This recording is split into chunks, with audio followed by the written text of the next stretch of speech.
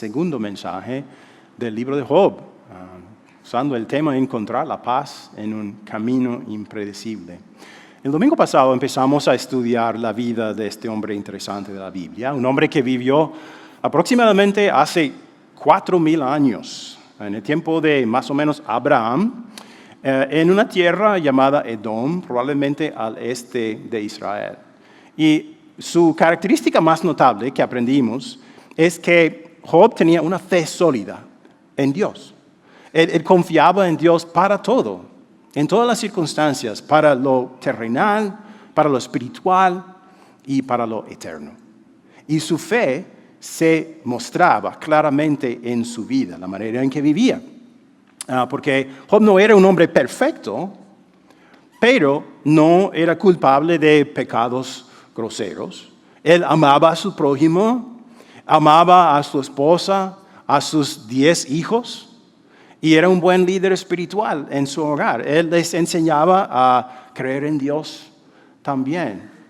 Y también, según los estándares de hoy en día, habría sido un multimillonario. Era un hombre muy rico, con una reputación excelente. Todo el mundo lo respetaba.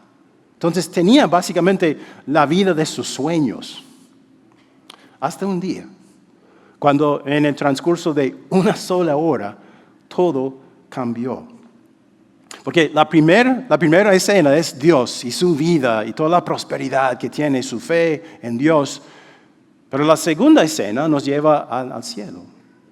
Cuando los ángeles están reuniéndose delante del Señor para darle informes, me imagino, y Satanás también aparece. Y el Señor dice, ¿qué haces aquí? Dice que bueno, vengo de rondar la tierra, pero estoy aquí ahora. Y el Señor empieza a jactarse sobre Job. Dice, él es un creyente fiel. Mira su vida. Pero Satanás objeta y dice, bueno, claro que él confía en ti, porque mira todas las cosas que le has dado. Le has dado tanta prosperidad, pero claro que va a confiar en ti. Pero si le quitas todas esas cosas, yo apuesto que te va a maldecir en la cara. Entonces Dios dice, adelante, quítale lo que tú quieras, con la excepción de su vida. Y quizás cuando escuchaste esto te sorprendiste. ¿Por qué diría el Señor tal cosa? ¿Verdad? Pues es exactamente lo que Satanás hace. En el transcurso de una hora se le roban a Job todos sus animales, toda su propiedad, matan a casi todos sus siervos y sus 10 hijos mueren. Y vienen a decírselo. ¿Cómo responde? ¿Se acuerda? Él dijo, desnudo salí del vientre de mi madre y desnudo he de partir. El Señor ha dado, el Señor ha quitado. Bendito sea el nombre del Señor. Increíble. Dice, ok, estas cosas que perdí, ¿de quién son? Son de Dios. Me las dio. Y Él tiene el derecho de hacer lo que Él quiera con ellas. Entonces, si me las quiere quitar, bueno, alabado sea el nombre del Señor. Entonces, si hubiera un marcador, podríamos decir que es Dios 1, Satanás 0. Porque Satanás dijo que Él va a maldecirte en la cara. ¿Y qué hace Job? Lo bendice. Sigue firme. Lo que Dios hacía en su corazón era más fuerte que lo que Satanás trataba de hacer para tumbar su fe. Pasa un tiempo, no sabemos cuánto tiempo, pero eventualmente la misma cosa sucede. Satanás también se presenta delante de Dios. Y leímos esto. Dios dice, ¿te has puesto a pensar en mi siervo Job? Volvió a preguntarle el Señor. No hay en la tierra nadie como él. Es un hombre recto e intachable, que me honra y vive apartado del mal. Y aunque tú me incitaste contra él para arruinarlo sin motivo, todavía mantiene firme su integridad. Y Satanás dice, por supuesto, porque hay una cosa que no le has quitado todavía, su salud. Si le quitas su salud, él te va a maldecir en la cara. Y para nuestra gran sorpresa, ¿qué dice Dios? Adelante. Es lo que sucede. Entonces Satanás le aflige a Job con llagas desde la cabeza hasta los pies. Y es en este momento que aprendimos algo de que su esposa todavía estaba viva. No la habíamos conocido todavía. ¿Y qué dice ella? Viendo a su esposa en tal condición. Dice, ¿todavía mantienes firme tu integridad? Maldice a Dios y muérete. Esta mujer, que supuestamente estaba ahí para apoyarlo y consolarlo, le dice, no hay esperanza. No hay esperanza. O sea, muérete y maldice a Dios. Tu vida no vale nada. Antes de criticarla demasiado, yo creo que deberíamos considerar qué había perdido ella. Porque ella perdió tanto como Job y quizás un poco más. Porque ahora era una mujer pobre, antes era rica, tenía siervos, tenía dinero, cualquier cosa que quisiera. Ahora no tiene nada, no tiene esos siervos. ¿Y en tu opinión, cuál habría sido la cosa más difícil para ella? Perder no el dinero, no los animales, sino sus hijos. 10 hijos en un instante. Aún peor para ella que para Job. ¿Por qué? Porque ella llevó esos hijos en su barriga por 9 meses, cada uno. Qué triste para ella. Y además, ella como mujer en aquel tiempo, en aquel lugar, sin nada, viviendo en la pobreza y con un esposo discapacitado, ahora no iba a poder ganarse el sustento. Era casi una sentencia de pobreza, de por vida o casi de muerte. Entonces, ella se desahoga y dice, no hay esperanza. A veces, hasta los que creen en Dios dicen cosas sorprendentes, que nos dicen, dijiste eso. Y así fue con la esposa de Job. Ella creía en Dios, pero creía que Él no los había tratado justamente. Ella se negaba a creer que Job y ella merecían que les pasaran estas catástrofes. Y vamos a ver al estudiar este libro, al seguir estudiándolo, que Job luchó con esa misma cuestión. ¿Por qué? Porque merecía esto.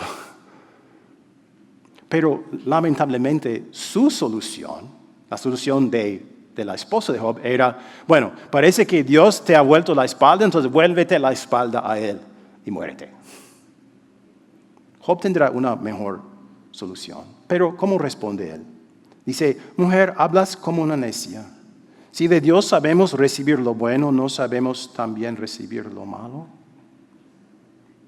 Marcador, Dios 2, Satanás 0. Aún así, aún perdiendo su salud, Job no maldijo a Dios. Tenía una fe real, que realmente existía, que realmente confiaba en el Señor, bajo circunstancias muy difíciles. Pero noten cómo él habló con su esposa. No le dice, pues me voy a divorciar de ti porque has insultado al Dios a quien yo sirvo. No, le hace una pregunta penetrante. Dice, ¿no sabremos recibir también lo malo? Si hemos recibido todas esas buenas cosas que tuvimos antes, ¿no sabremos también recibir lo malo de su mano? Y lo deja así. Y a veces, si estás lidiando con un amigo, con una persona que está sufriendo mucho, a veces esa es la mejor política, ¿verdad? En vez de tratar de decirle muchas cosas, en vez de hacer eso, hacer una pregunta que le haga pensar. Y dejarlo así, en silencio, para que lo piense. Job sabía que el Señor podía convertir a esta mujer necia en una mujer sabia. Y él iba a dejar que ese proceso sucediera. Pues la esposa de Job no va a poder ayudarlo en su sufrimiento. Pero hay buena noticia en el horizonte. 3 amigos de Job se enteraron de todo el mal que le había sobrevenido y de común acuerdo salieron de sus respectivos lugares para ir juntos a expresarle a Job sus condolencias y consuelo. Ellos eran Elifaz de Temán, Bildad de Sua y Zofar de Namat. Desde cierta distancia alcanzaron a verlo y casi no lo pudieron reconocer. Se echaron a llorar a voz en cuello, rasgándose la vestidura y arrojándose polvo y ceniza sobre la cabeza.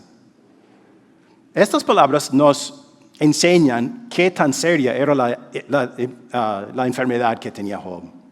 Porque al verlo ni siquiera lo reconocían. Y estos tres hombres hacían cosas que las personas en aquel tiempo, en aquel lugar, hacían en un funeral. Entonces, para ellos, Job es como un cadáver ambulante. Ya está muerto. Y dice, y durante 7 días y 7 noches se sentaron en el suelo para hacerle compañía. Ninguno de ellos se atrevía a decirle nada, pues veían cuán grande era su sufrimiento.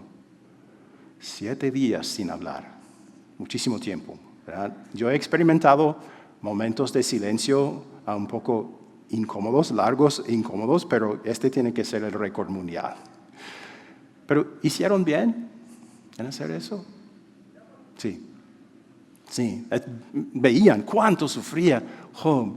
Decían, en este momento, Job solo necesita nuestra presencia. No vamos a decir nada. Simplemente estar con Él. Mostrarle que estamos con Él y esperar hasta que Él diga algo. Pero 7 días. Ojalá que eso no nos suceda. Pero se quedaron ahí por 7 días. En Santiago 1:19 el apóstol dice, mis queridos hermanos, tengan presente esto, todos deben estar listos para escuchar y ser lentos para hablar. Un buen amigo, cuando su amigo está sufriendo, primero escucha. Hasta que cuando la persona está dispuesta a hablar. Y si tú haces eso, va a haber momentos de silencio y te pueden hacer sentir un poco incómodo. Pero eso no es malo. Porque lo que más cuenta, lo que más vale es tu presencia dentro de ese silencio. Porque tu mera presencia le dice a la persona algo, ¿no? Le dice, yo te quiero y estoy aquí para ayudarte, pero voy a esperar hasta que tú me digas cuál es tu problema y cómo te puedo ayudar.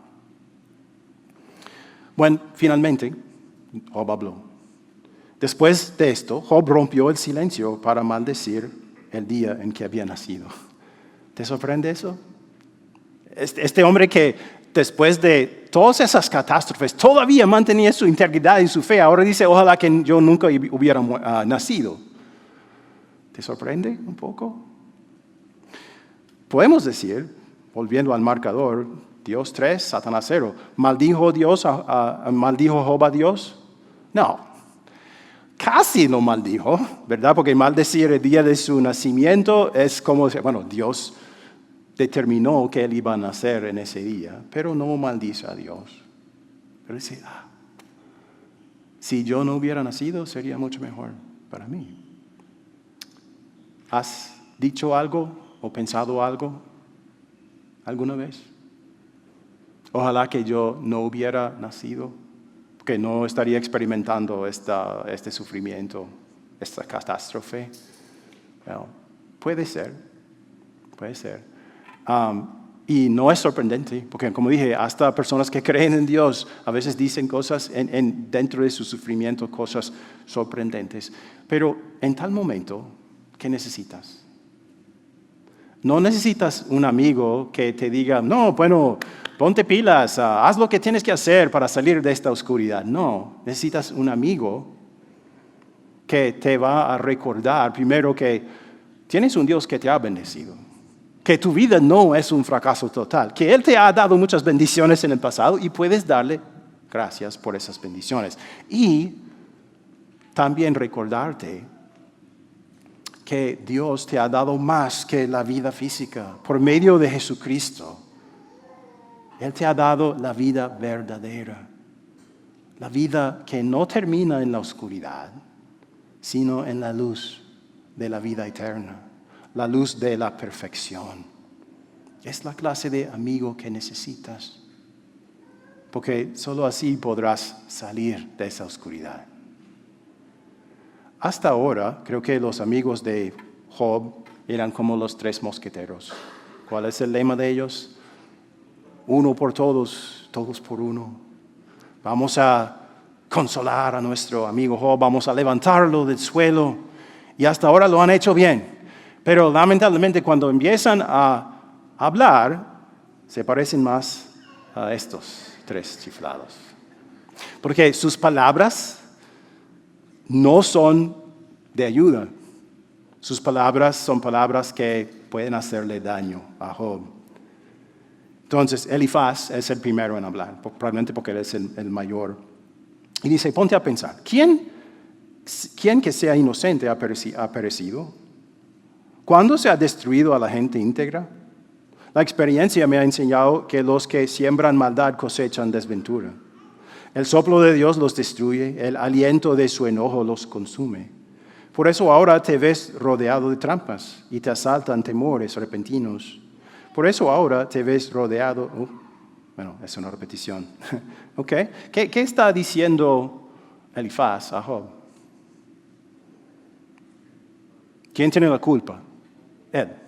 Tú tienes la culpa porque tú has hecho algo malo, algún pecado contra Dios y por eso Él está respondiendo. Él te está castigando por todo lo que has hecho contra Él.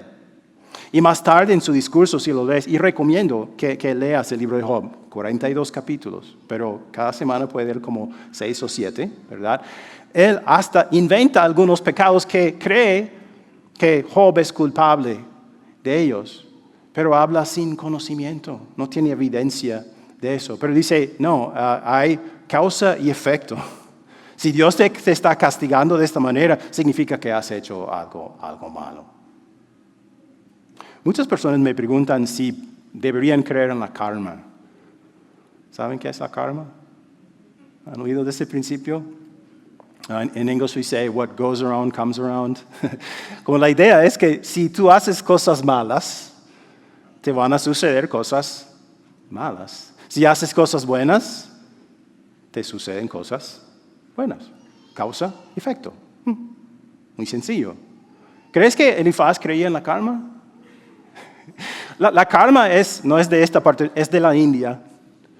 Pero creía algo semejante. Podríamos llamarlo el principio de la retribución. Y es muy sencillo. Si haces cosas buenas, Dios te recompensará, te bendecirá. Si haces cosas malas, Dios te castigará.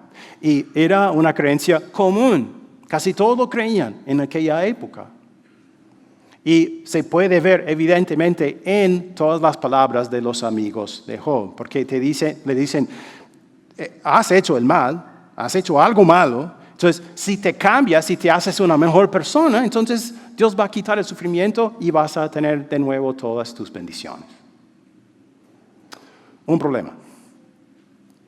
¿Dios estaba castigando a Job? No, el diablo lo estaba afligiendo. Ellos no sabían eso, pero presumían. Dicen, no, nosotros sabemos por qué estás sufriendo, cuando no tenían ese conocimiento. Eso me recuerda a Proverbios 27:6, uno que leímos.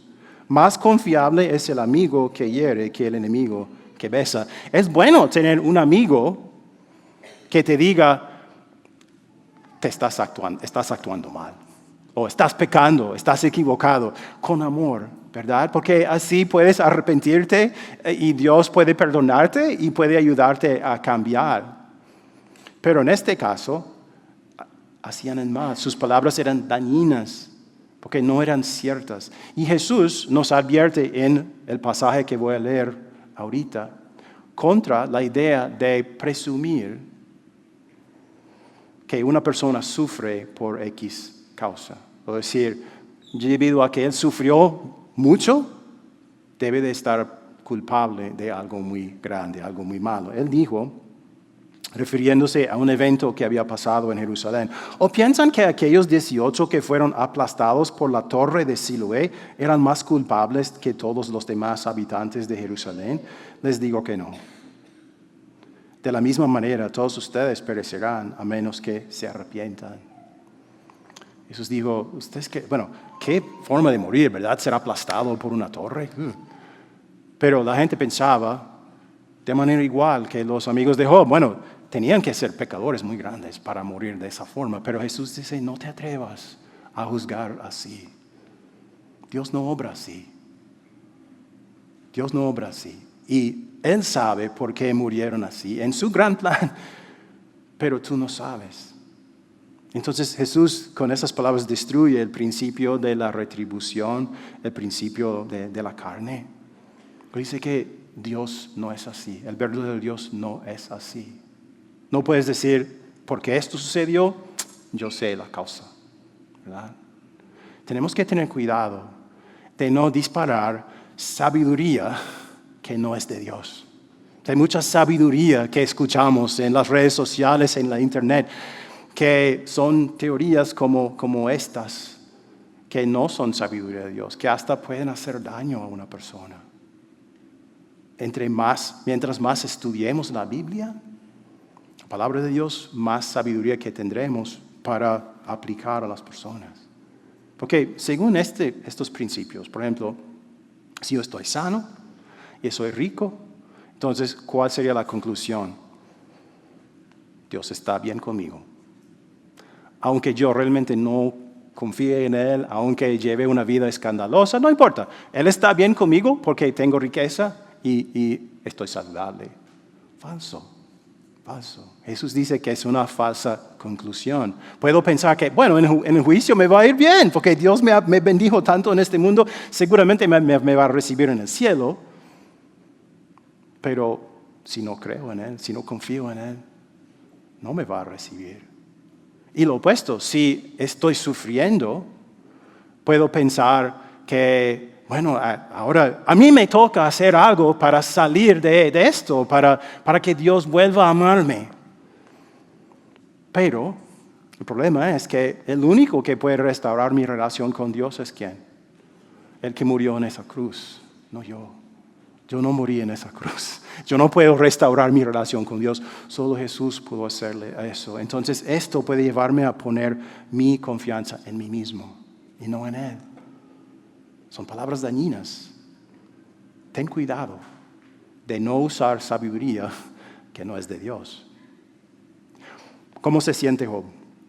Él dijo, la gente se mofa de mí abiertamente. Burlones me dan de bofetadas y todos juntos se ponen en mi contra. Dios me ha entregado en manos de gente inicua, me ha arrojado en las garras de los malvados. Yo vivía tranquilo, pero Él me destrozó, me agarró por el cuello y me hizo pedazos, me hizo blanco de sus ataques. Sus arqueros me rodearon, sin piedad me perforaron los riñones y mi hígado se derramó por el suelo.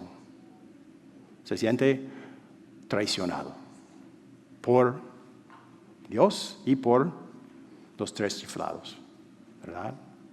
Traicionado. Me recuerda otro proverbio que leímos. Hay amigos que llevan a la ruina y hay amigos más fieles que un hermano. Se dice que durante la Gran Depresión en Estados Unidos, en los años 20 y 30, había un pastor llamado Gardner Taylor, que era un joven pastor en un área rural del estado de Luisiana, en el sur. Servía a gente muy pobre. Y él dijo que una noche estaba predicando en una iglesia afroamericana muy, muy chiquita y la única iluminación venía de una sola bombilla colgada en el medio de la iglesia. Él está predicando y de repente se va la luz y todo se pone oscuro, completamente oscuro. Y este joven pastor no sabe qué hacer. Entonces, bueno, ¿qué harías tú? Él dejó de predicar, dijo, se congeló. Y de repente de la oscuridad escuchó una voz que dijo, está bien, pastor, sigue predicando porque podemos ver a Jesús en la oscuridad. Siguió predicando. Diría que un verdadero amigo te ayuda a ver a Jesús en la oscuridad de tu sufrimiento, en la oscuridad de tu pérdida. Porque Él está, pero por un momento no lo puedes ver. Un buen amigo es la persona que no te diga, bueno, tú tienes que solucionar esto. Te lleva al que dijo esto, yo soy la luz del mundo. El que me sigue no andará en tinieblas, sino que tendrá la luz de la vida. ¿Quién lo dijo? Jesús. Un buen amigo, un verdadero amigo, te lleva a la luz del mundo para sacarte de tu oscuridad, de cualquier cosa que estés sufriendo. Porque cuando sigues a Jesús, lo tienes por delante y ves a dónde va, a dónde Él te está llevando y a dónde te está llevando Jesús. No a la oscuridad, sino a la luz de la vida eterna. Te promete que es tuya. Y la Biblia está muy claro en decirnos que sí, vamos a pasar por valles oscuros, pero si seguimos a la luz del mundo por fe, si creemos en Él, siempre tendremos la luz que necesitamos. Sabremos que, este sufrimiento, esta dificultad, esta catástrofe, no es un castigo de mi Dios, porque Él ya castigó a mi Salvador en la cruz por mí. Y a veces, aun cuando la oscuridad es por nuestra culpa, porque a veces es así, a veces yo tengo la culpa por la oscuridad que hay en mi vida, ¿verdad? Y en esos momentos solo tengo que mirar a Jesús para saber que Él fue echado a la oscuridad. Él fue arrojado al infierno por mí, arrojado de la presencia de Dios para que yo pudiera vivir con Dios para siempre. Y que cualquier error o pecado que yo he cometido en mi vida está perdonado. Y que tengo un Dios en quien puedo confiar. Pase lo que pase, en lo bueno y en lo malo. Y saber que Él me está llevando por ese camino hacia la luz eterna. ¿Puedes tener amigos no cristianos? Espero que sí. Espero que tengas amigos no cristianos. Porque puedes ser tú la persona que Dios usa para traer a esa persona a Jesús. Pero cuando se trata de los amigos íntimos, los amigos que te van a dar consejos, los amigos a quienes vas a acudir cuando estás sufriendo, cuando tienes un problema, que sean amigos que compartan tu fe. Amigos que tienen madurez de fe en Cristo o amigos que están buscando esa madurez, que están dispuestos a buscar esa madurez en la palabra de Dios contigo. ¿Para qué? Para que te puedan guiar con la sabiduría que proviene de Dios.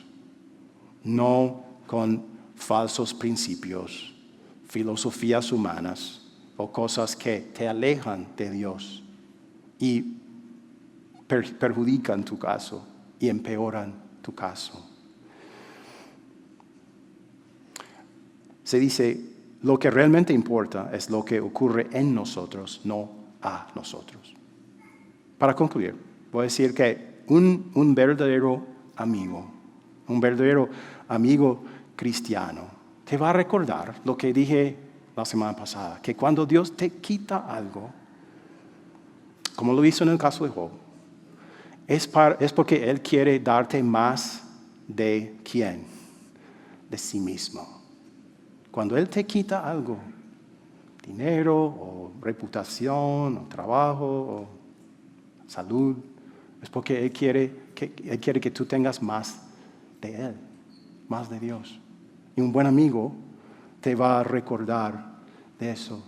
Un amigo te va a recordar que eso es lo que quiere hacer. Él quiere obrar en tu corazón. Él quiere hacer grandes cosas aquí. Y por medio de ti hacer grandes cosas en tu vida.